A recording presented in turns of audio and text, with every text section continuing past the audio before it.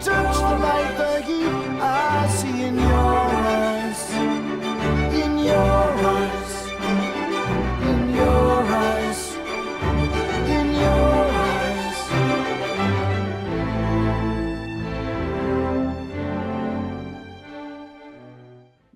That's not fair. Yes, it You is. can't. Okay. Hi, everybody. Hi, everybody. Welcome to episode 21 of Getting Back to Me, both sides of the story. We have a lot of announcements, but it feels like we're announcing the same things because everything's work in progress. So I guess Stay tuned. We'll keep you apprised of Yep. new things as they come. But we're working on workshops and more presentations with universities and corporations and like that. Whew, okay. Well, we're going to try something different this week. Right when we're sitting down to record, Marcy said, I want to do the reading this week. I'm like, all right, then let's see how good she is. So each week, for those of you who are new, we read a section from my book, and we're going forward linearly through the chapters. So this is chapter 16, The Threshold of Tomorrows. Marcy's going to read a section, and I'll give her side of the story. Yeah, that's fine. So just remember, this is Scottie's voice we're hearing, right? Right. I think we get that part. And elk. Okay. I just slid over. Am I Yeah, you're too far. bumping you out of it? Yep. Can't have that. Okay. Competition. As the fire crackles, I look to my beloved wife, hold her soft cheek tenderly and say, I want to start hormones. Hold that thought while I press rewind. My love went through menopause almost 10 years ago. 10? Yeesh, more than that. Well, And- at that time. Even still. And when the doctors mentioned HRT, hormone replacement therapy, to ease the symptoms, well, let's just say they're still looking for the bodies. My love is the poster child for, hell no, I won't put horse urine in my body. And when it came up in the context of anything transgender, it was dismissed with even more derision. As in, what kind of an idiot takes hormones willingly? I, of course, always took the chicken exit each time and kept quiet. Until now. You should know that my love has a very learned and grounded opinion and philosophy about health. She's the perfect balance of common sense and common sense. Not so arrogant or militant as to shun the surgery and chemotherapy and all the other ancillary tests, drugs, and regimen of a cancer regimen, while not afraid to consider cannabis, acupuncture, and cutting-edge alternatives. She's always scrutinized everything she put in or on or around her body. She stopped drinking 30 years ago, never did recreational drugs, and indulges in chocolate only. Dark chocolate only. Dark chocolate. In short, she's all about the health. So for me to even consider elective hormone therapy is to swan dive into a rattlesnake nest. Here's the thing. After our many years of marriage, there is no my life and her life. There's only our life. I know I can't just go on hormones without her blessing, and going rogue is not an option. It would put us right back where we were. I may be crazy, but I'm not stupid.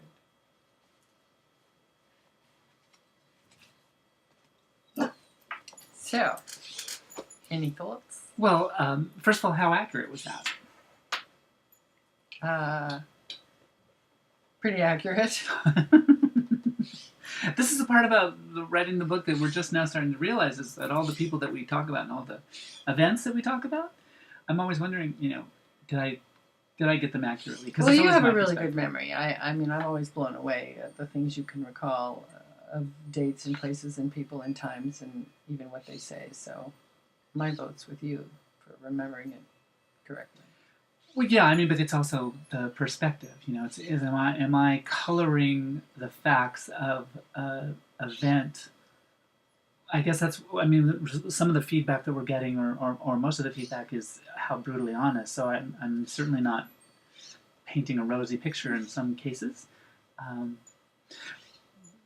But back on this particular section, what was that like when I first said to you, I want to take hormones? I think, and it's akin to what we were talking about earlier and what I was talking to somebody else about today. and I want to say this because I think it's an important point for people to get, that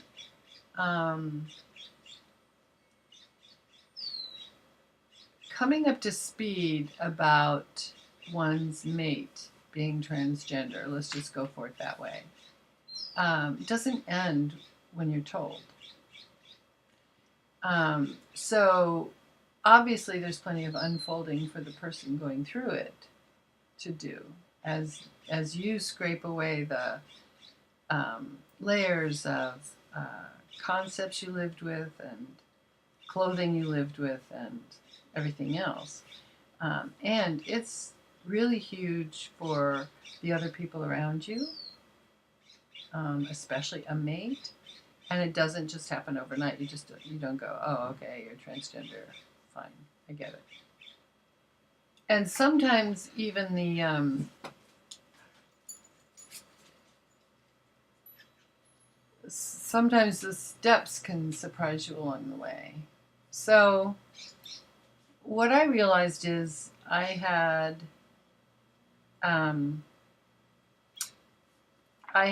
road markers along the way. Well, I can handle this if you don't start dressing like a woman, or if you don't try to kiss me with lipstick on, or as long as you don't get the surgery, or as long as you don't take hormones, or there were levels at which I could handle, thought I would be able to handle this whole situation.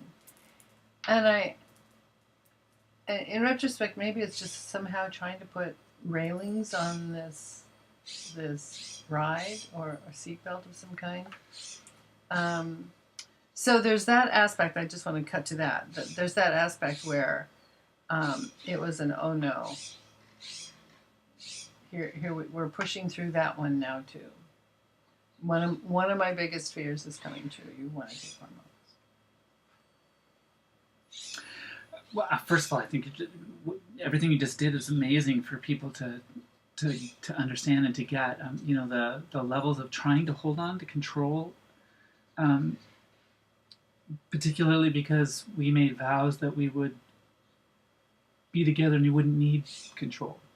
And so because it was a decision that we made 27 years ago. Well, like you said in the book, it's not your life, my life, it's our life. It's our life. And so I'm obviously hugely impacted. Before we go too far, I want that point to be understood, because that's, in our case, one of the largest obstacles for me to get over, was the idea of my life and our life, my life and our life. It kept me in the closet for so long. And it wasn't until I realized that I couldn't do that. I couldn't hold up my end of our vows if I wasn't the happiest person I could be. I owed you the happiest, Scottie, not the compromised Scottie, not the lesser than Scottie. I swore to you when I put a ring on your finger that I was going to be the best I could be, so I could be the best we could be. So that took me a while to kind of get that. So that's why it's our life. It goes back to being our life after you go through this realm of, is it my life? And the flip side of that, or the bad understanding of that, was what caused us all of our problems. When I was doing my exploration by myself, all you felt was the lack of information coming and a void. And that was, as we talk about in other places, especially in your world, in your Marcy world, that was the worst thing that could possibly be. Mm-hmm. That was the biggest transgression. So it was the biggest mile marker that you had. You could handle it as long as I didn't lie. Yeah. And I never saw it as a lie. So as we've talked about in some cases, coming over that whole... Yeah, that took a long time to discuss. Yeah, that was crazy. The other part of it is, I like what you were saying, is that it doesn't stop when you get the news. And that's something that I don't think anybody is prepared for, the magnitude of what we go through as transgender people, and what we fight in terms of anybody being able to just, when people say they can't wrap their heads around it, You have no idea what you can't wrap your head around, because we have been across the board, as much denial as we have in our lives and have to use it as survival. We are the explorers of the human psyche. We know about awareness, but it's been defined in the negative. And the longer that you go before you come out, the longer that negative impression. It's like knowing that there's stars out there because we see the light as it's coming to us, but that star's already gone. So weird, but we still know that there's a star there. That's how we know so much about awareness, how we know so much about identity, how we know so much about what we aren't because of what we are.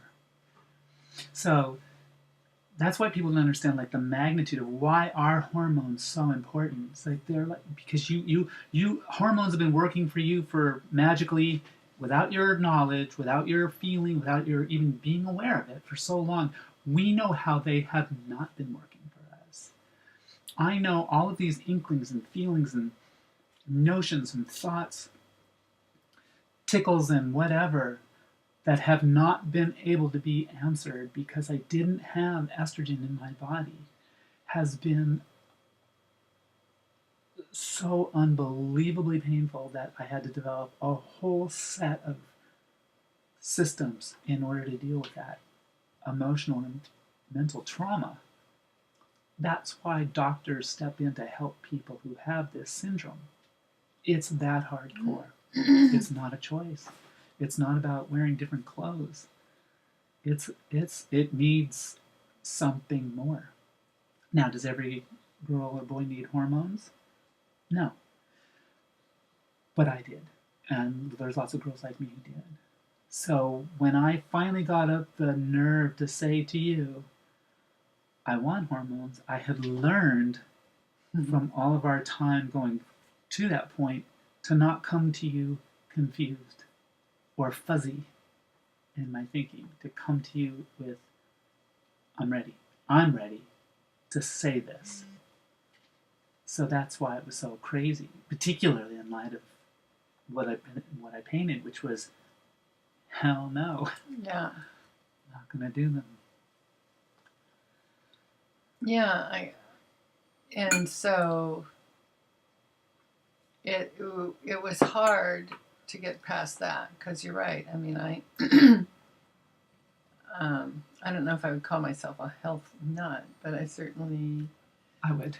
I would call you a health nut. I try. I would totally call you a health nut. No. You were the first person who talked to me about banana chips and brown rice. Anyway, Kale. Never kale. Yeah. No, you were... I'll eat it only, but it's overdone.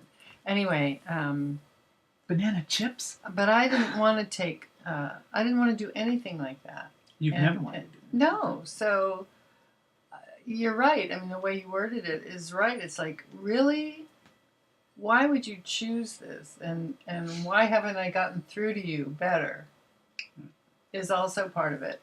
And what I'm realizing in this very moment is, oh, great, it's just yet another place where I'm discovering that we're separate. Oof. But It's one place I thought we had an understanding or an agreement or something. But okay, so that's an intellectual idea of separation. How about, though, on the gut feminine level? Do you now feel more connected because we're... No. But I understand, I think, more, especially when I realized that it was what happened to you in the womb, most likely, is actually a result of hormones to begin with, So, so I think in more cases than even for a woman like me, the balancing of what the hormones would do for you is just a whole different realm than what a doctor would recommend it to me for. Completely. So. Oh, completely. Yeah. So But, is that what helped you understand it better? Yeah. Yeah, and mostly getting past all the things I just said about one more place where we're separate. Why would you do something I would never do? Why would you do something against my wishes? Whatever. It was overcoming all those things. What changes have you seen in me since hormones? Really? Well, I mean, besides the obvious. I mean, being cuter and everything. Yeah, that. Though I wouldn't necessarily call that a positive change. Oh! Okay. Yeah, you asked. I did. You asked. Bring it on. Well, I don't know if it's the hormones, but maybe they're affecting it. You know how I used to sometimes say that you were on the muscle. And that's obviously a very male term. Mm-hmm. And it just was sort of like a knee-jerk guy kind of reaction to situations, whether it's another driver or whatever. And you just seem more gentle and kind in those less quick to jump at blame and anger, I think. Do I seem happier? Yeah, I think so. Do I seem calmer? I think I just said that. Well, you sort of did. Yeah, for the most part, yeah. You know what else? Wow, I think I'm also feeling more household compatibility, i.e., you're going to lean all the way out of frame in a minute. I'm waiting. I'm bracing myself. No, it's good. It's good. It's like times when I might have asked for help cleaning up, or could you take out the garbage, or other things, especially that used to maybe like are classically attributed to the husband or the man. You balked at more before. Really? Yeah. Oh, yeah. I mean, I had to kind of gear up to say, do you think you could take out the garbage? So I do. I feel more like we're sharing things and there's not an edge about it. Which is a calmer, more cooperative, and maybe that, I don't know if this is just way too stigmifying about women, but I think in general women are thought of as being more fine with the collective. It takes a village, more cooperative and co-creating. Even, okay, and that is another thing, co-creating. Let's get to that. Like, when you write something, and if I make a point about the grammar or anything before, you would get really defensive and angry and blustery. Now I feel like we have a really nice rapport with writing, and I feel like I'm not trying to change you or take something away from you, but trying to help make something better. Just so overall, maybe like the hormones just changed cooperation. you, and you're easier to live with.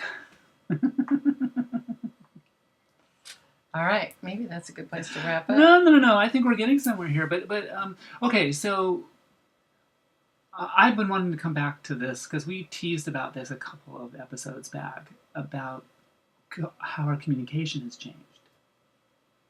Mm-hmm. And I definitely feel, and I blame, in a good way, the hormones. I blame vitamin E for Which stands for estrogen, in case some of you are thinking she's taking vitamins.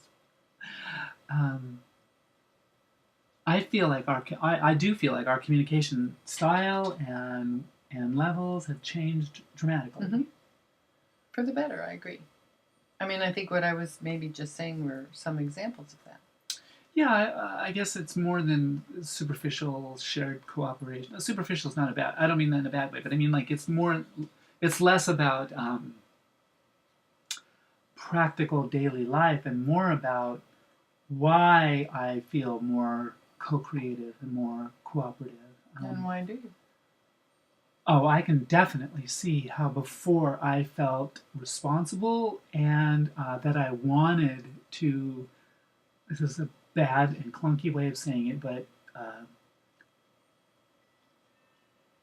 was going to say get the credit for, but hold up my role as the breadwinner, that I shouldered the responsibility in a negative way, even how we did things. It's why when I got frustrated with you or impatient with you about being critical of my writing, and let's be honest, the critical part here is proofreading. It wasn't about the style. It was because I was impatient because I needed to get that script out and I needed you to just freaking fix it, you know. And that was what I didn't like about it. And you can tell by my hand gesture here, it was dismissive, and you know, it was gross. At the risk of sounding like a born again or a new non-smoker who suddenly wants everybody to be non-smokers, I don't like any of the times where I acted in a stinky boy fashion. You know, if I was ever dismissive. I used to say, my wife doesn't do housework, meaning you know, I was going to give you a life that you didn't have to lift a finger. I was going to give this to you, and we're co-creating our life in the way that we promised each other when we first fell in love that we were going to, because we were going to do everything in step together, in a wonderful and harmonious dance. Well, and as a woman, I can see what that means. It's like, you know, a woman doesn't ask to have things given to her. Of course, we do like presents, but we don't need a man to do any of these things for us. well, but I also realize, I think that's where that sense of why is this so hard comes in too, in that I don't think either of us bought into the 50s version of a husband and wife. I didn't totally assume that because you were the husband, you should take out the trash. You never did, but I can see places where I did. Then why didn't you take out the trash? Because that's women's work. No, I'm kidding. And now that's why I do it. But I think that it's like, well, wait, we never put this on each other in the first place. So why are we acting as if? I think I didn't want you to do housework, but I wanted a housework to do it. I wanted a housekeeper to do it. I wanted to be able to afford to pay a housekeeper to do it, because neither of us should do housework. Who cares? That stuff sucks. Now, because we don't have that option right now, we have to get things done. And the we is a we. It's a really equal we. I mean, it used to be like if I cooked, which is 7 nights out of 7, unless you're going to eat string beans for lunch, I felt like, well, I don't have to do the dishes. I cooked. I don't have to do the dishes. Now it's like, how stupid is that? Yeah. First of all, it takes away the offering of cooking for you, and then also cleaning for you. Like, that it's our shared responsibility. For us. For us. You know, I think maybe that's it. We've come back to more of an us, in some ways in a better way. Oh, totally. Because we weren't playing that kind of game that we didn't know we were playing. Yeah. Until it ended. So, how's that for? That's good. So there's been changes. Thank God for the hormones. Thank God for the hormones. That's the one last point I do want to make, is that we were explaining this to the therapist the other day. I don't think I didn't even relate to the word dysphoria, because I didn't. It was a word that had been given to me. All I knew was what I was feeling. But when Catherine said, "How was it for you when dysphoria lifted?" I was like, oh my God, that I knew. I knew that dysphoria and this ugly, black, smoggy rubbery cloud, when that lifted out of my life, it was amazing. And that was because of the hormones. You know, I felt better when I came out to you. I felt better that I wasn't carrying around a burden, but that didn't make the feelings go away per se. I just knew that I felt better because I knew I was taking positive steps towards relief. Mm-hmm. But once the hormones came, man, that thing went poof and away. You know, it's like, so that's what I don't think people understand is, for us, that's all mental. That physical changes on the outside equal what we've always seen. Yeah, and that's what you said to me, actually, that you wanted your emotional self to change. And I think that scared me, too, because, again, it was like half the battle is not knowing what anything is going to mean or look like. Sure. If you come out to me, does that mean you want to leave and be with somebody else? If you do this, is that going to mean this is going to change? So all of it comes down to fear and fear of change. Yeah, for sure. So, Right. but here we are. And it changed. Hormone, See, nothing to be afraid of. post-hormones. Right. Okay. Wow. Well, we got somewhere. Yeah, that's crazy. probably really long. I'm sorry, you guys. I hope you were able to hang and enjoy it. And Stop apologizing. I They're don't like watching. to talk. Yeah, but they like to watch. You're So busy people. we watch blogs and listen to blogs because they go somewhere. We want them to go somewhere. Okay. Well, we've gone somewhere. We went somewhere. Okay. Okay. All right. See you next time. All right. Enjoy. Didn't we decide we were gonna have like a on the end like Like light, every laughter, and love, or we need a button on our thingies. like every great radio. Yeah, has a put the final. coffee on, honey. I'm coming home. What do we want to do? I think that if our brand name, if our thing is light, laughter, and love, we should do. Okay, folks, you heard it here. We send you light, laughter, and love. And light, laughter, and love. Yeah, like that. Okay, did that work? Okay.